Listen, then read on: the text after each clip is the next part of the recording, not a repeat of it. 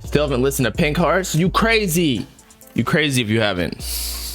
But what I kind of just wanted to get on here and discuss, because we finally get the conclusion to the whole Yeat SoFaygo comparison, right? By the way, my voice is gone, or it is going. Late night last night, your boy got too crunk. We're not gonna go out anymore, or at least I always say that. But anyway, so the numbers came out, at least for the first week, or sorry, not first week. It's only been a couple of days. It dropped on what, 11/11.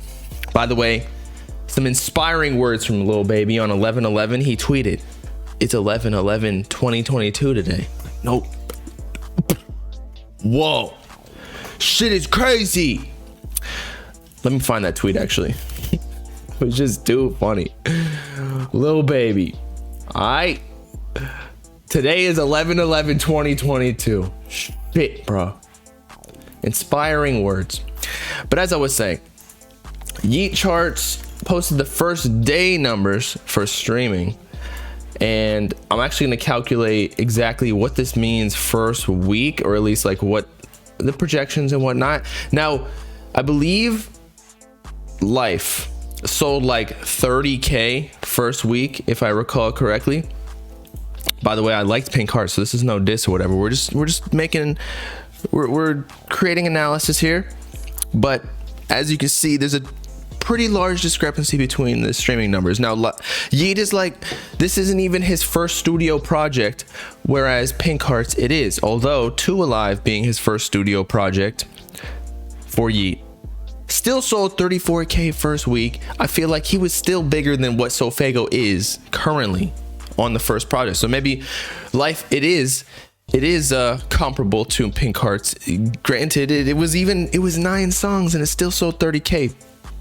Whereas SoFaygo, by the way, did he end up being on Rap Caviar? That'll be something interesting to check out. Let me see. Or is it just, yeah, he's not on there. It's Lil Baby still. What the hell, man? They ain't showing love to anybody. Is SoFaygo on here at all? He's not getting any. Damn, he's not getting any industry support right now. That's crazy. Now he has a whole Beats sponsorship. I get that. He has the plugs with Travis Scott. He's been in commercials for, like, I think Foot Locker, which is what it was, and then you're saying Beats as well, so it makes sense. But he's not getting any love from I guess Rap Caviar just don't fuck with him. But Yeat definitely got the placements with Talk. But as we were saying, that is probably why the streaming numbers are so different. So it's 6.7 million compared to 1.3 million. Again, this is first day streams. I'm not sure if this is just Spotify or if it's all streams. I think it's all streams. But let's see how many sales that is for Yeat first day when he dropped Life. Divided by 1,500. That's about 4,500 copies first day. That's not bad. That's not bad. Whereas SoFaygo, if we divide it by 1,500, that's 866 copies. Still not bad for like an upcoming artist, right? A lot of the artists, I feel like we don't even talk about first week scales because they're just not even on the radar for that. So if we multiply that by, say, like times 5 for like projected sales, I would say, given it doesn't have any playlisting currently, I'd say it'd get like 4K or something like that. At least from the data that we have. I was thinking like max it was gonna hit 10-15K, but still. Now for which project was better, I actually liked Pink Hearts a lot, man. I'd say I liked it better than Life. Although Yeat does have a distinct sound, so it's like whatever you're going for at the time. I feel like just SoFaygo has more of a, I don't know, it appeals to a wider audience. But that being said, Yeat's getting more numbers, so I guess that's contradictory to the data as well. They have SoFaygo and hella playlists on Apple Music. Okay, so maybe it's just Spotify is going against it. Let me see, actually. Let's go back to SoFaygo. You can kind of see like featured on, or whatever it's called, to see what playlist they're on. So featuring SoFaygo. This is SoFaygo. He has his own thing. A lot of artists do though. He's on New Music Friday. I'm not sure if that's algorithmically placed because everybody has a new Music Friday every single Friday. Get Turnt. Okay, that's a pretty big playlist. I feel like 6 million. Most Necessary, Internet People. I feel like that's not a lot for Spotify, right? Whereas I feel like was Yeat on Rap Caviar when Life dropped? Does anybody know? I feel like he was.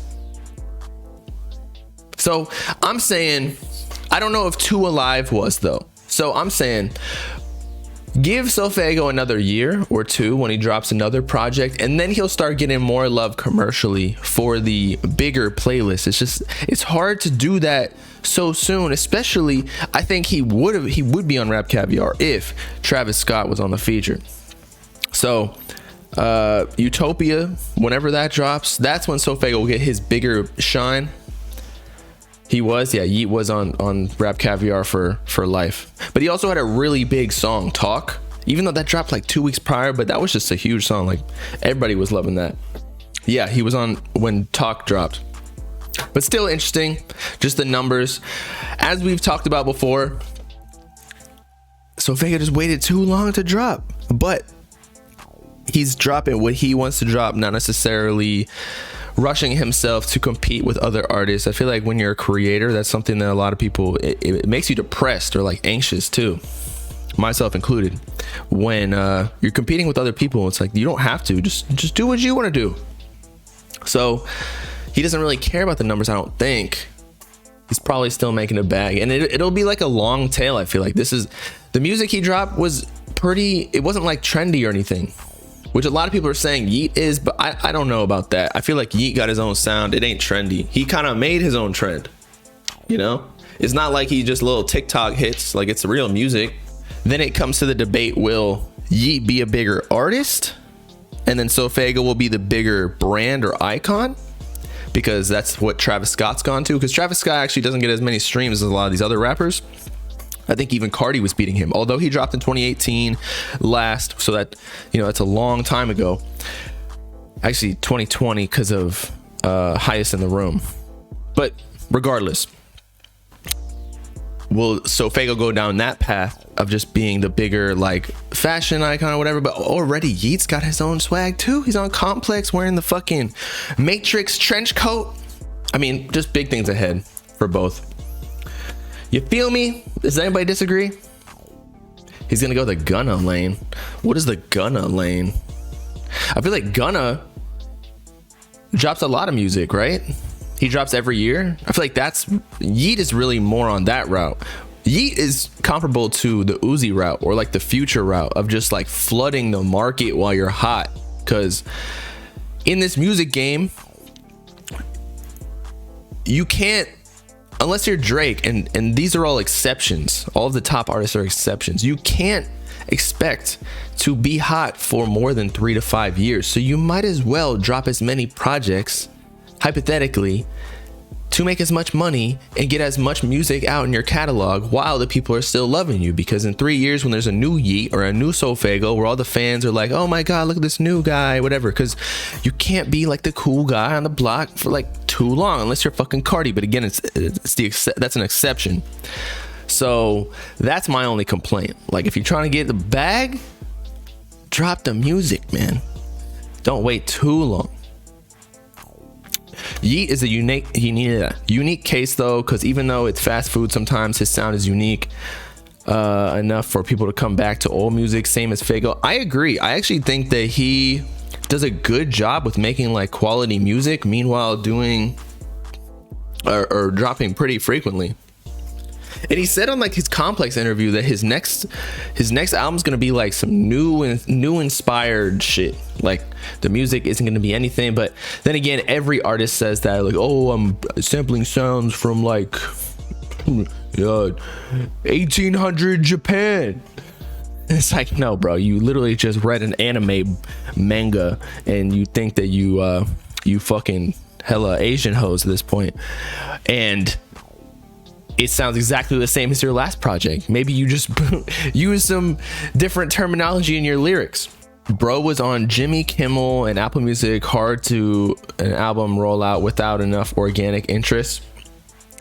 But again, it's just different promotional mechanisms. I don't think he's even trying to do the organic shit, because low-key, the underground fan base, as we've discussed, is fucking annoying. Like, they're fair weather fans. They're already turning on Yeat, saying that he's like a 12-year-old, or the only 12-year-olds listen to him. It's like, man, bro, y'all was just listening to him 2 weeks ago, and now you're saying that it's whack? It's like, bro, tell me that you don't have the attention span of a 4-year-old TikTok fan without saying it. Like, you can be a fan of people even though they're popular people. You gonna sample Iggy for the new album? Yo, he's never getting the Cardi feature if that happens, I assure you. Just like how Tory Lanez, I think he's dating Iggy now. I don't think he's gonna get a Cardi feature anytime soon. he cut off all ties there. Was the ass worth it? Was it? Because I don't know. I don't know if Iggy's ass is worth it. The Cardi feature, it's like that debate with the Jay-Z dinner. You know, smash Iggy Azalea or Cardi feature. Which one y'all taking? I'm not even a rapper, and I would take the Cardi feature. I personally don't think, you know, some Iggy Azalea got some cottage cheese sometimes when you check the pictures. I ain't lying. She got the celebrity effect. Quay says, you feel like SoFaygo lost a chunk of his OG fan base with his album Pink, was catered too much to the women and didn't have songs like Off the Map and others. But I guess it's because he's seen the success of Every Day on After Me, and this is the song to blow up, but Off the Map did too. I feel like, what's the song? Hell Yeah? I feel like Hell Yeah was the Off the Map song, like the rage shit. But back in, I think it was like 2020, when KTO interviewed him, he said he didn't really want to make the rage shit. And you find a trend with all the people who have popular rage songs, because it's become so popular and it's like burnt at this point. They don't want to be associated with that, because it's like you're in a dying trend. You don't want to be a rage rapper nowadays. Yeat said it on the Complex interview as well. He's like, I ain't even underground. I like how he like disassociated himself from the underground. But he also said like he don't even want to be on the rage shit anymore. Same thing with SoFaygo. So, but again, Hell Yeah, I feel like fits that criteria. And Out is a good song. Yeah, I agree that a lot of it is like more slow pop songs, but maybe that's what he wants to do. Remember, Cactus Jack, they got Travis Scott, and then Don Toliver, who's basically an R&B pop artist. So maybe just with the influences, that's what he wants to do. I feel like everybody starts out as an underground rapper, like an actual rapper. They might get into the swag rap, or they might get into lyricism or whatever, but that's always the first step. So later on, you don't know where you'll end up as a musician. I bet Steve Lacy was probably a rapper before he started doing his whatever genre you'd call that, like pop. Do I think SoFaygo is gonna try stop being rare, actually keep his fans fed now? Yeah, I mean, that's a good question. He's big now, right? So he don't really gotta be out in public like that. Like, he is Cactus Jack, so he'll probably move like how they move. He don't need to be anywhere, because he doesn't need to do his own social media marketing. Like all the rareness comes from that label. Just like how Ken Carson destroyed Lonely, they don't really got to be like doing anything but posting snippets occasionally and on fucking Tumblr, and they know everybody's gonna start reposting that shit because of the Cardi effect. So yeah, I think he'll be rare. That's what I'm saying. Where is SoFaygo's career going? His new album fire, but people hating. I feel like I've seen a lot of news outlets or like bigger influencers say that they like the album. It's really just the more underground people that are hating, because they've been around since 2019, and like they're like, oh, the whole album's been out for like, 6 months, leaked. I'm like, okay, that's your own fault for listening to the leaks. How many times we gotta tell y'all, old man? We've been saying this every time. We say, don't ruin it for yourself. It's not our fault. SoFaygo got more fans than just the 1% of people who are listening to every single one of his words that he records in the leaks, you know? I think he's chilling. I think he's just gonna here's a good way to think about it. He's just gonna keep continuously take step by step. He got a few cool features. He got Uzi, he got Gunna, he got DJ Khaled. Yo, that was a big one, bro. I think he got one more. Was it Don Toliver? So next album, he gonna get Travis Scott. He might get some bigger ones. Maybe with the Travis cosign, he might even get a Drake feature. I don't know. You know, Yeat got one with Drake. They might work more closely in this, like in person though, he said in the interview. So I think just he'll continue. Just give him a couple years. I wouldn't say, don't expect the same thing as Yeat, but that's what ruined it all, because people, you're always going to get compared by your biggest competitor, like Uzi and Cardi. That's always been the huge thing, because Uzi and Cardi move so differently. So in this generation, it's Yeat and SoFaygo, although the roles are reversed, because Cardi's the more rare one, while SoFaygo is the more rare one. Although people get more hyped for Yeat, whereas they get more hype for Cardi with the rare shit when compared to Uzi. So it's just interesting to see how things play out, because not everything's universal. Being rare doesn't always work, as we've seen. You smell a Roddy situation with SoFaygo? I don't even think that's possible. SoFaygo hasn't even hit that level of success yet. I'm pretty sure Roddy Ricch. So the problem with Roddy Ricch was that he had The Box, which became a bigger song than his whole entire career. It was actually #1 on Billboard for, I think it like had the record before Lil Nas X with Old Town Road for weeks as #1. So of course he had to back that up, but he took such a break. Whereas SoFaygo, I don't even know if he really had that big of a hit. Knock Knock was on TikTok and shit. It might have placed on the Hot 100 Billboard. I don't know, but it didn't place that high. So, and honestly, I don't even think Knock Knock was really the song that blew him up. It was Off the Map. And that's the one where Travis Scott signed him after, with the After Me album.